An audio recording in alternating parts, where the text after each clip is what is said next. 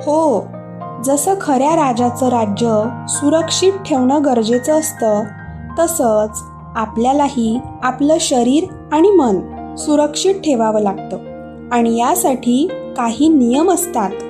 काय नियम आई? पहिला, अनोळखी लोकांशी बोलायचं नाही. दुसरा, कुणी काही देऊ केलं तर ते घ्यायचं नाही. तिसरा, कुणी जबरदस्ती बोलवलं तर जोरात नाही म्हणायचं आणि लगेच आईबाबांना आवाज द्यायचा. चौथा, कुणी अडवलं तर पटकन सुरक्षित ठिकाणी धावून जायचं आणि मोठ्यांना सांगायचं. आई, जर मग कुणी मला हट्टाने कुठेतरी न्यायला लागलं तर काय करायचं?